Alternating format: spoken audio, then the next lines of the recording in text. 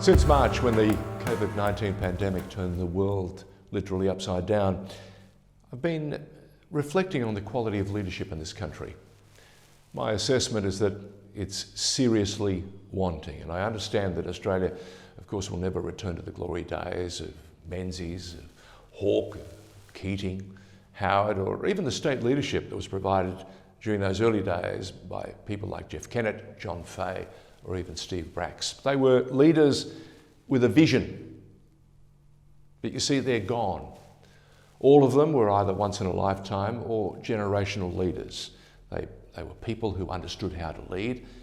They didn't have to agree with the politics, but you were always very aware that they all led with a real decisiveness.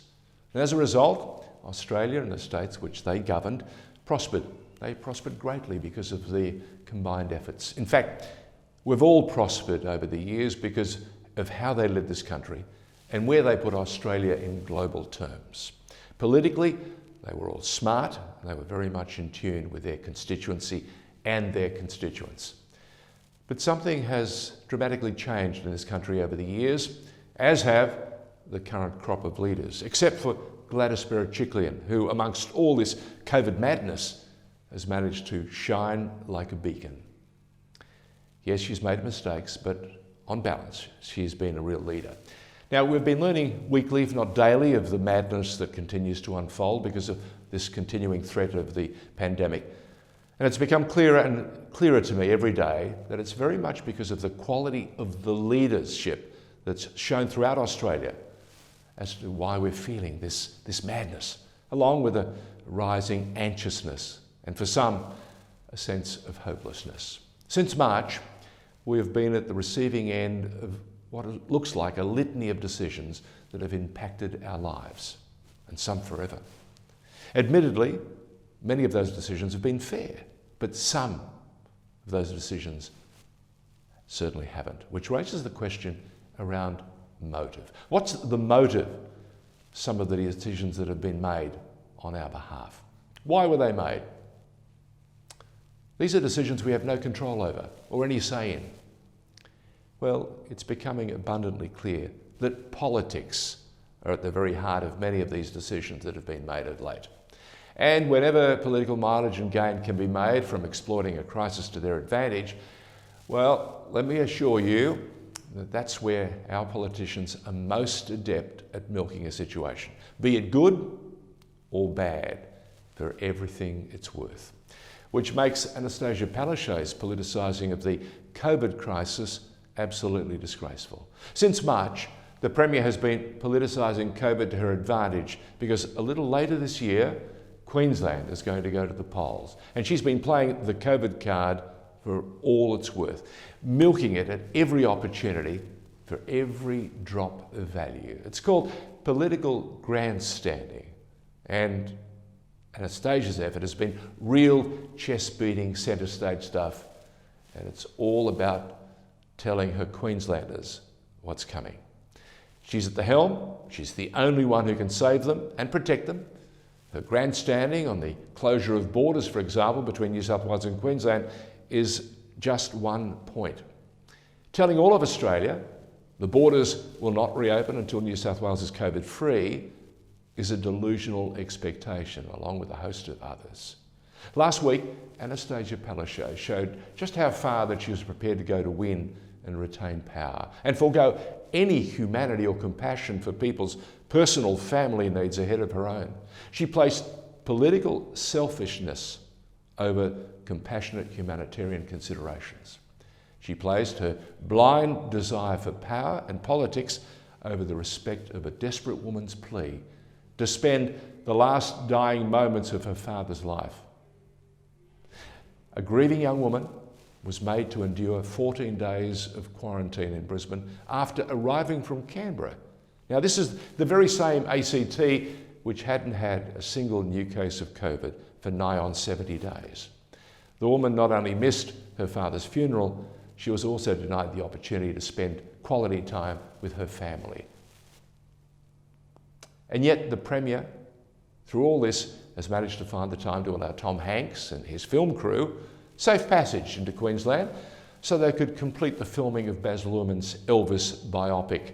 The Premier, it seems, allowing them to quarantine at a place of their own choosing.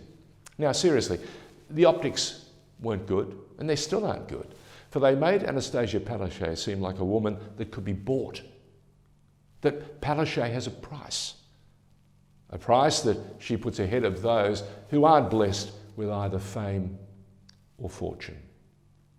Over the past month, Premier Palaszczuk has shown she's not only a woman without compassion or humanity, but she's not worthy to lead Queensland, or in fact, the people of Queensland. The Premier needs to reflect, I think, long and hard. Then she needs to hang her head in shame for the role that she's played in this rather sorry affair. Now, to highlight just how grubby Premier Palaszczuk has been prepared to go, the Prime Minister tried to step in and assist this young woman and implored Palaszczuk to show more compassion and, if possible, allow the young woman to see her dying father. What was the Queensland Premier's response? She told the Prime Minister, Scott Morrison, that she was not going to be bullied by him. Now, the truth of the matter is, it appears that the Premier is not only the bully in this instance, but she's also someone prepared to go to any length to get what she wants. The Premier was not only prepared to play the bully card to achieve her purpose and play to her narrative, she was unashamed about it. And she actually did it without any conscience or substance.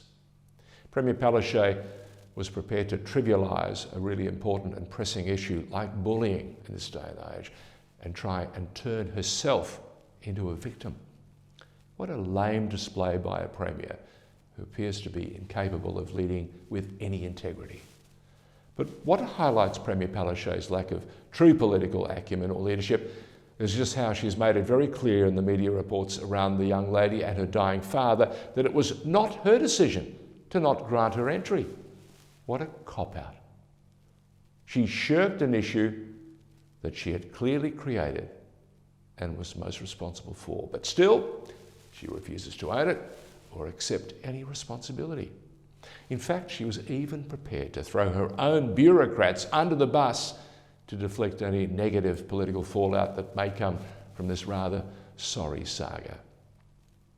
What Premier Palaszczuk failed to understand, or should I say conveniently forgets through all of this, is this. As the Premier, she makes the rules. She sets them, as she did with the border closures, or any other state matters. They are her responsibility. And oh yes, did I mention she's the top dog? And just as she sets these rules, she also has the option to use her executive powers to make allowances, even exceptions. Yet, she's chosen to play tough and think only of herself before putting the genuine needs of another person ahead of her own. Premier, you can't say that you're being bullied when you're not. And you shouldn't trivialise this serious issue of bullying and then try to play the victim when very clearly you're not. Shedding crocodile tears is dishonest, and you cannot afford to throw public servants under a bus when it's convenient for you. And the reason you shouldn't do all of this is because you're the Premier, and the buck stops with you.